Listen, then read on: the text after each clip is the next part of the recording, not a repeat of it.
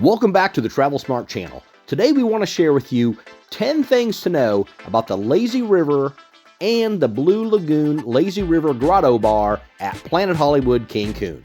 We'll also try and answer many of the questions we've seen people asking online about the Lazy River at Planet Hollywood Cancun.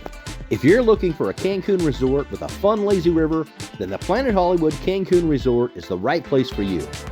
Although it's not a full water park, the Lazy River is a great extra amenity that can make it a separator from other all-inclusive resorts in the Cancun area.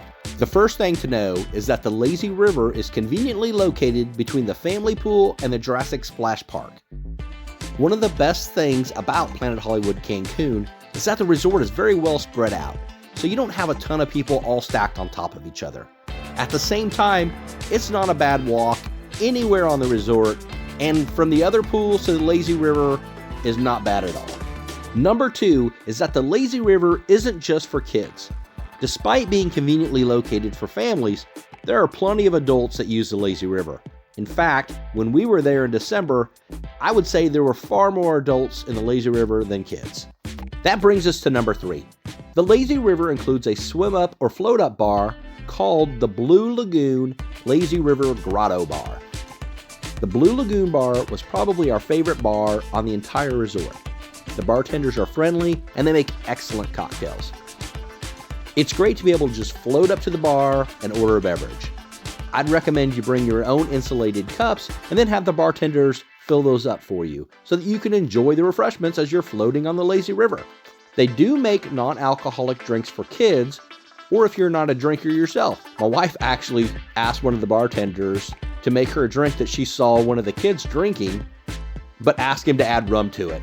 Great idea, and the bartenders were more than willing to help out. Again, the service at the Blue Lagoon Bar was outstanding, and the atmosphere of the Grotto Bar is very classy touch to the Planet Hollywood Cancun Resort. The number 4 thing to know is that there are several access points to enter the river. We enjoyed using the main entrance near the Flow Rider Surf Simulator, and it's located right next to the Blue Lagoon Bar. We would usually cut through the river near the family pool and use that as sort of a shortcut to get over to the main entrance. Before we get to number 5, I just want to remind you to watch our other videos on Planet Hollywood Cancun after you've watched this one. And don't forget to subscribe to the Travel Smart channel.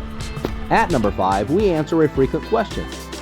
Yes, you can use your own floats, or you can use the tubes provided by the resort.